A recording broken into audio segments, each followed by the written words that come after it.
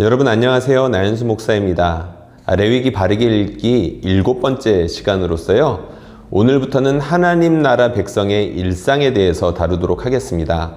1장부터 16장까지가 제사와 정결과 부정에 관한 규례였다면 레위기가 끝나는 마지막 장까지는 윤리에 대한 삶을 다루는데요. 오늘부터는 그 후반부에 대한 내용을 다루도록 하겠습니다. 17장 말씀은 하나님 나라 백성의 윤리를 시작하는데 본격적인 윤리를 다루기 전에 16장까지 다루었던 제사에 대한 내용과 윤리에 대한 내용을 이어주는 그런 이음새 역할을 합니다. 17장 내용을 보면 이것이 제사에 관한 내용인지 윤리에 관한 내용인지 약간은 혼란을 줄 수 있는 내용들이 섞여 있는데요. 자세히 보면 이것이 이스라엘 백성 삶의 전체를 포괄하고 있는, 그러니까 여러 장소들을 포괄하고 있다는 것을 어렵지 않게 알 수가 있습니다. 본문 제가 인용해 놓은 곳이 있는데요. 한번 읽어보겠습니다. 이스라엘 집의 모든 사람이 소나 어린 양이나 염소를 진영 안에서 잡든지 진영 밖에서 잡든지 먼저 회막문으로 끌고 가서 여호와의 성막 앞에서 여호와께 예물로 드리지 아니하는 자는 피 흘린 자로 여길 것이라. 그가 피를 흘렸은즉 자기 백성 중에서 끊어지리라. 아멘. 뒤에 여러 가지 비슷한 말씀들이 이어지고 있는데 진영 안, 진영 밖에 대한 내용, 여러 가지 장소가 나옵니다. 그런데 중요한 내용은 가축을 잡을 때 반드시 회막문 앞에서 잡으라, 성막 안에서 잡으라는 것이 핵심입니다. 교환해 보면 잡다라는 말 히브리어로 인용을 해 놓았는데 샤카트라는 말입니다. 잡다, 죽이다, 도살하다 뭐 이런 뜻인데 일반적인 사냥을 할 때 도살 이 단어는 사실 아닙니다. 그러니까 제의적으로 예물을 쓰기 위해서 가축을 잡을 때 쓰는 그런 전문적인 용어라고 할 수 있는데요. 이 단어가 쓰였습니다. 그러니까 가축을 잡는다라는 것은 사냥하다라는 그런 의미가 아니라 어느 정도 한정적인 의미로서 예배드리기 위해서 제물을 잡을 때 그 의미를 담고 있다는 거죠. 그러니까 전체 의미를 보자면 가축을 잡을 때 아무 데서나 잡으면 안 된다는 것을 말해주고 있는 것입니다. 이유가 있겠죠. 두 번째, 작은 2번에 보면 제가 피 흘린 자에 대한 내용을 써놨는데 말씀해 보니까 제가 읽은 본문 중에서 피 흘린 자로 여길 것이라 4절에 그런 말씀이 있었죠. 피 흘린다는 것과 가축을 아무 데서나 함부로 잡는 것과 연관이 있다는 겁니다. 도대체 어떤 말씀이 이어져 있는 것일까요? 제가 창세기 9장 말씀을 인용해 놓았는데 읽어보겠습니다. 그러나 고기를 그 생명되는 피채 먹지 말 것이니라. 노아에게 주셨던 말씀입니다. 하나님께서 노아에게 새로운 언약을 주시면서 하셨던 말씀인데 그 말씀 가운데 고기를 먹을 수 있는 그런 권한을 주시는데 함부로 먹지는 못하게 하셨습니다. 피채 먹지 못하게 하셨죠. 피는 곧 생명을 의미하기 때문이었습니다. 함부로 먹지 말라는 거죠.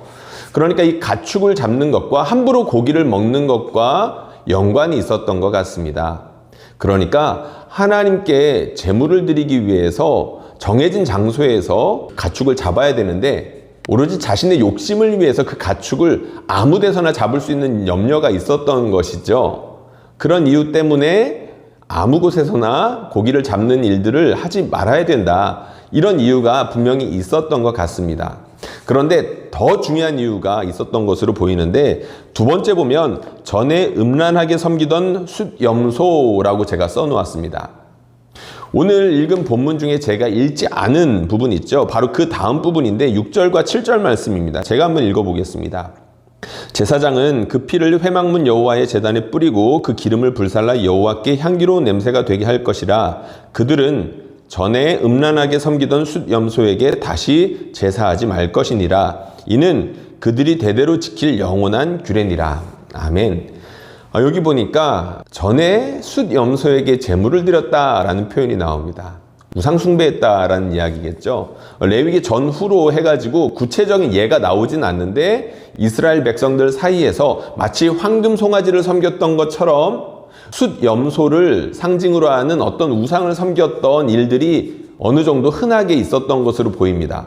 그러니까 이 말씀, 가축을 아무 곳에서나 잡지 말아라 라고 굳이 이렇게 명령을 하셨던 이유는 이스라엘 백성 당시 상황들 가운데 이러한 일들이 있었기 때문에 일부러 주신 말씀이었다는 거죠.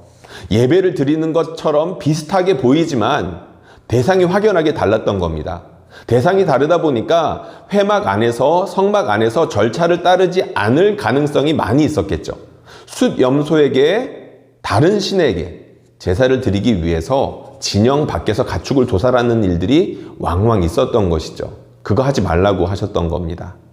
구약 성경 이사야서에 보면 이스라엘 백성들이 꽤나 오랜 시간 동안 광야에 있는 숫염소 혹은 숫염소 귀신에게 제물을 바쳤다라는 내용들이 나오는데 하나님께서 그것을 반드시 벌하시겠다라고 인용해 놓은 그런 말씀들이 있습니다. 공동 번역에 있는 성경들을 제가 좀 가지고 왔는데 거기에 보면 염소 귀신들 혹은 들귀신들, 염소 귀신이라고 나와 있는 부분들이 있죠. 이런 것들을 보면 이스라엘 백성들 사이에서 염소 귀신을 섬기는 그런 풍습이 있었던 것으로 분명히 보입니다. 밑에 보면 제가 주석에 나와 있는 이 부분을 해설한 부분을 가지고 왔는데 굉장히 잘 요약해 놓은 것 같아서 한번 읽어보겠습니다. 레위기의 이 말씀은 이스라엘이 얼마나 여호와 아닌 다른 존재에게 마음을 빼앗겼는지를 반영한다. 여호와의 백성이 된다는 것은 여호와 한 분을 왕으로 고백하고 하나님 나라의 백성으로 살아가는 것이다. 그러나 이스라엘은 끊임없이 눈을 다른 곳으로 돌리며 더 힘세고 강하고 풍요를 가져다 줄 수 있는 다른 왕을 찾았고 그 앞에 굽신거렸다. 광야에서도 그러했고 가나안 땅에 들어가서도 그러했고 결국 그로 인해 나라가 망하는 지경에 이르렀다. 레위기의 이 구절은 여호와를 떠나 음란하게 섬기는 것들에게 다시 굴복하지 말 것을 영원한 규례로 선포한다. 이스라엘 백성에게 윤리적인 삶이 무엇인지를 가르치는 첫 번째 장에서 하필이면 하나님께서는 다시 한번 그 첫 번째 계명을 떠올리게 하신 것입니다. 오직 한 분 하나님만을 섬겨야 되는 것이죠. 다른 우상을 섬겨서는 안 되는 것이었습니다.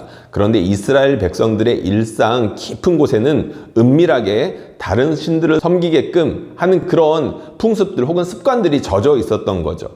진영 밖이든 진영 아니든 정해진 곳에서 가축을 도살해야지 아무 곳에서나 가축을 잡지 못하게끔 하면서 나쁜 습관들을 먼저 끊어내게끔 하나님께서 엄하게 명령하신 장이 바로 17장이다 라고 할 수 있을 것 같습니다.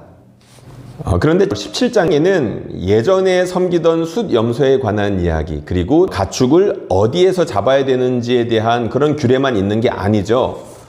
피채 먹는 것, 피를 함께 먹는 것에 대해서 분명히 경고하고 있습니다. 여러분들 이 페이지에 보면 제가 몇 가지 말씀들을 인용해 놓았는데 피를 먹지 말아라, 피와 함께 고기를 섭취하지 말라는 그런 경고 메시지들이 곳곳에 있습니다. 레위기 말씀에도 있고 신명기 말씀에도 있고 사무엘상 말씀에도 있고 왜 그랬을까요? 레위기 말씀에 이렇게 인용하고 있습니다. 레위기 17장 11절 말씀인데요. 육체의 생명은 피에 있음이라. 내가 이 피를 너희에게 주어 제단에 뿌려 너희의 생명을 위하여 속죄하게 하였나니 생명이 피에 있으므로 피가 죄를 속죄하느니라. 아멘. 중요한 첫 번째 이유, 피에 생명이 있었기 때문입니다. 생명의 근원이 피라고 믿었던 거죠. 그만큼 생명을 함부로 대하면 안 된다는 겁니다. 최소한의 존중을 보여야 된다는 거죠. 하나님께서 만드신 피조물이기도 하고요. 생명을 대하는 것에 있어서 함부로 하지 말라는 것이었습니다. 고기를 먹되 최소한 예의를 갖추라는 것이죠. 두 번째 이유가 있었습니다. 피가 죄를 속한다라고 했죠. 특별히 가축, 하나님께서 이스라엘 백성들에게 고기를 허락하시는 일들이 사실 그렇게 많지는 않으나 그 많지 않은 경우에조차도 하나님께서 그 피를 통하여 이스라엘 백성의 죄를 속하는 일들을 하고 계셨습니다.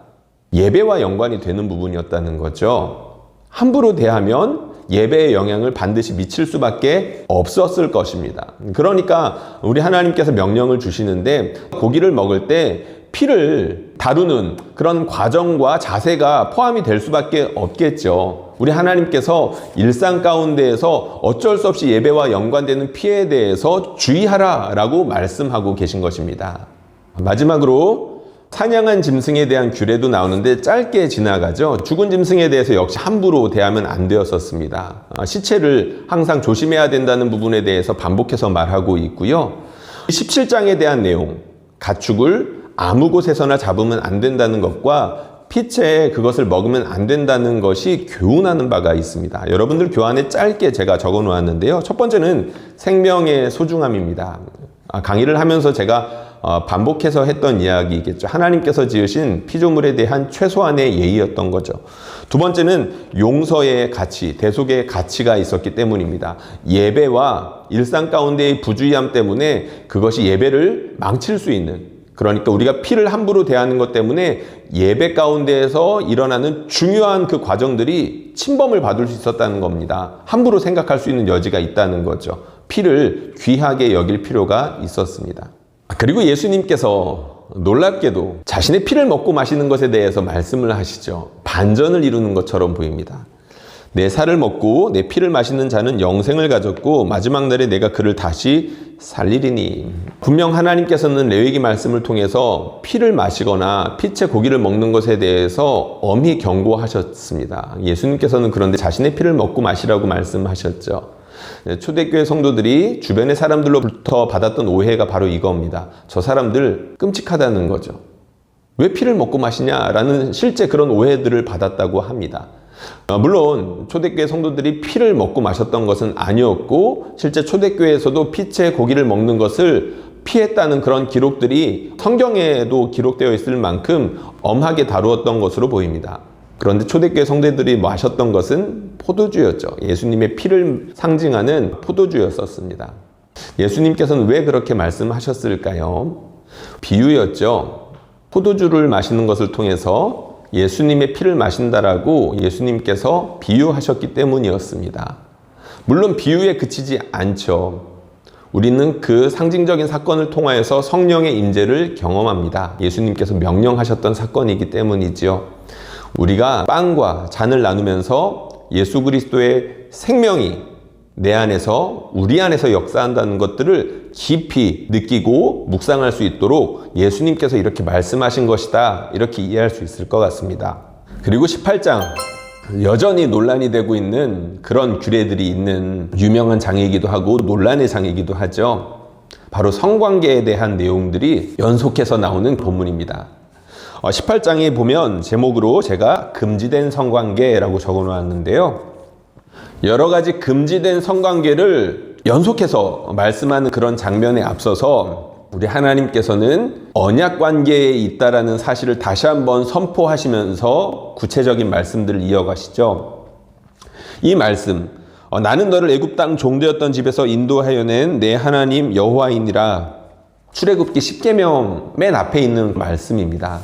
이 말씀은 이스라엘 백성과 하나님 사이에 중요한 언약이 있었다라는 것을 밝히기 위해서 성경 곳곳에 쓰여 있는 중요한 제목과도 같은, 선전 문구와도 같은 그런 문구인데요. 바로 그런 문구가 18장에 쓰여 있다는 것입니다.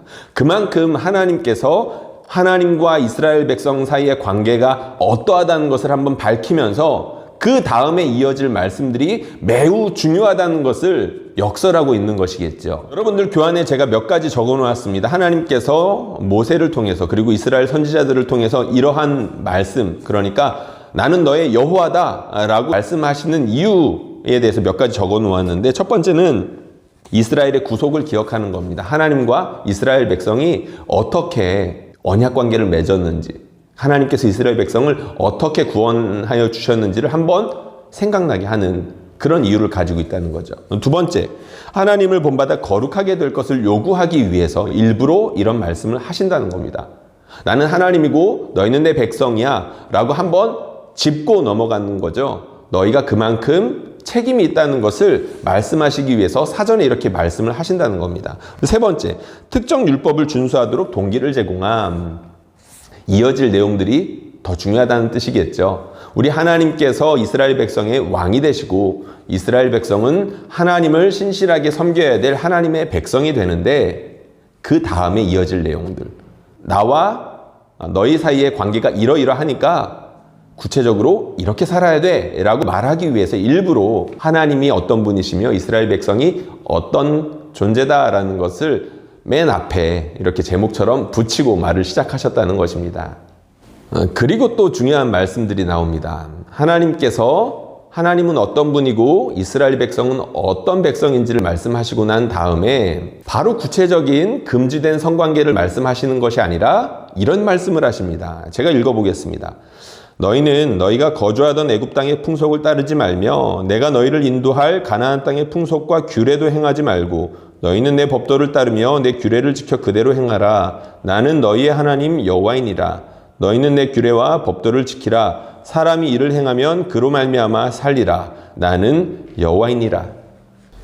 너는 나의 백성이니까 내 법을 지켜 라고 말씀을 하시는 건데 가나안 땅의 풍습과 애굽 땅의 풍습을 이야기하고 계시죠. 그리고 그들의 풍속을 법이라고 말하지 않으셨습니다. 대신에 하나님의 말씀, 이스라엘 백성에게 주시는 구체적인 규례들을 법이라고 말씀하고 계시죠. 비교하고 계시는 겁니다. 이스라엘 백성들이 무엇을 따라서 살아야 되는지에 대해서 분명하게 찝어주고 계신다는 거죠. 레위기 19장 37절 말씀에 이 말씀이 반복이 됩니다. 너희는 내 모든 규례와 내 모든 법도를 지켜 행하라. 나는 여호와이니라. 19장에도 여러 가지 말씀들이 나오고 난 다음에 결론부에서 다시 한번 이 말씀이 나오는 겁니다. 그리고 그 말씀은 20장 마지막에서도 다시 한번 반복이 됩니다. 너희는 나의 모든 규례와 법도를 지켜 행하라. 그리하여야 내가 너희를 인도하여 거주하게 하는 땅이 너희를 토하지 아니하리라. 너희는 내가 너희 앞에서 쫓아내는 족속의 풍속을 따르지 말라. 그들이 이 모든 일을 행함으로 내가 그들을 가증히 여기노라. 아멘. 20장에도 여러 가지 법들이 나옵니다. 18장과 비슷한 법률들이 나오는데 또 다른 측면들을 강조하는 법이거든요. 그런데 그 마지막에서도 동일하게 말씀하시는 바, 너희는 가나안 땅과 애굽 족속의 풍속을 따르지 말고 오직 하나님께서 명령하시는 이 구체적인 말씀, 법도를 따라야 한다라고 말씀하셨다는 거죠. 그렇다면 그 하나님께서 이스라엘 백성에게 명령하셨던 그 구체적인 법도는 무엇일까요? 오늘은 바로 그 18장 말씀을 살펴보는 건데요. 그 18장에는 성관계에 대한 내용, 구체적으로 하나님께서 금하시는 성관계에 대한 내용이 나오고 있습니다. 첫 번째는 가족 간의 성관계, 그러니까 가까운 가족들 사이의 성관계를 금하셨습니다. 우리 하나님께서 부부, 그러니까 하나님께서 남자와 여자 혼인관계를 맺은 그 부부 사이의 관계를 떠나서 조금 더 넓은 가족들이 있지 않겠습니까? 부모님이 있고 자녀들이 있고 그리고 결혼하면서 생기는 또 넓은 가족들이 있는데 그러한 가까운 가족들과의 성관계를 금하셨습니다. 특별히 하체를 범하지 말며 라는 이야기를 하고 있고 이 모든 말씀들을 남자에게만 적용하고 있는 것을 볼 수가 있는데요. 지극히 가부장적인 측면이 있다고 할 수 있겠죠.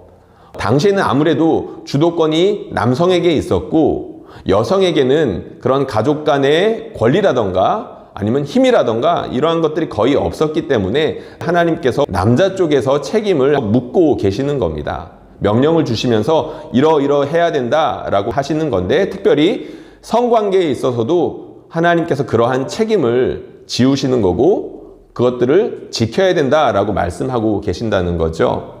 그런데 그 첫 번째 규례가 무엇이었냐면 가까운 가족 간에 함부로 성관계를 맺어서는 안 된다라고 말씀하고 있는 것입니다. 그리고 4번의 괄호에 보면 가까운 가족 말고도 하나님께서 금하시는 성관계들이 있습니다. 제가 무엇이라고 써놨냐면 가족을 넘어서는 이웃과 함부로 성관계하면 안 된다. 당연한 거죠. 그리고 우상 숭배하면 안 된다. 조금은 엉뚱해 보일 수도 있습니다. 그런데 하나님께서는 우상 섬기는 것을 성관계 안에 포함시키면서 금하셨습니다. 그리고 동성 간의 성관계를 금하셨는데 특별히 여기에는 남자들과의 관계만 나오고 있습니다. 이 부분에 대해서는 조금 추후에 다시 한번 설명을 하도록 하고요.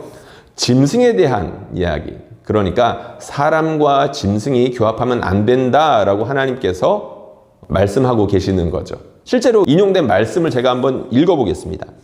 너는 내 이웃의 아내와 동침하여 설정함으로 그 여자와 함께 자기를 더럽히지 말지니라. 너는 결탄코 자녀를 몰렉에게 주어 불로 통과하게 함으로 내 하나님의 이름을 욕되게 하지 말라. 나는 여호와이니라. 너는 여자와 동침함 같이 남자와 동침하지 말라. 이는 가증한 일이니라. 너는 짐승과 교합하여 자기를 더럽히지 말며 여자는 짐승 앞에 서서 그것과 교접하지 말라. 이는 문란한 일이니라. 아멘. 그리고 다음 절부터는 이 금지된 성관계를 하나님께서 명령하시는 궁극적인 이유에 대해서 말씀하고 계십니다. 자세하게 읽어보면 금방 아실 수 있겠지만 제가 빨간색과 파란색으로 나누어서 해놨는데요. 빨간색에는 주로 이런 말씀들이 있죠. 더럽다, 더럽다, 더러워졌다, 가증한 일이다. 이런 말씀들이 나옵니다.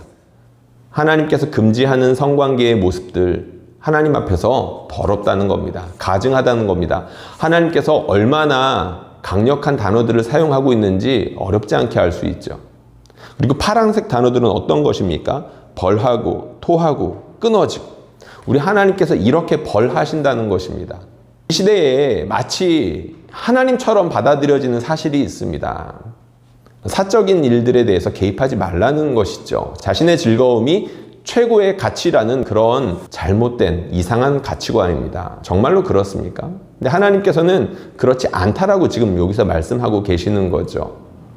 성이라는 것이 오로지 개인의 즐거움을 위해서 자기가 원하는 방식대로 함부로 행할 수 있는 그런 것이 아니다라고 지금 말씀하고 계시는 겁니다. 내 마음대로 했다가 하나님께 더러운 행위가 되는 것이고 하나님께 반드시 심판을 받을 그런 결과로 이어지게 될 것이다 라고 말씀하고 계시는 거죠. 그러면 하나님께서는 왜라는 질문이 사실은 계속해서 따라 붙는데 중요해서 그렇습니다. 여러분들이 사실 많이 궁금해하는 본문이기도 하고 지금 많이 논란이 되는 부분이기도 하죠. 그래서 제가 조금은 길지만 이렇게 좀 정리를 해보았습니다. 하나님께서 이렇게 금지된 성관계 본문을 주시는 이유가 무엇인지를 제가 레위기 근접 맥락과 레위기 전체 맥락 그리고 성경 전반을 통해서 하나님께서 어떤 이유 때문에 그것들을 금하시는지 한번 정리해 보았는데요. 조금은 길지만 호흡을 가다듬으면서 저희가 함께 읽어봤으면 좋겠습니다. 읽어보겠습니다.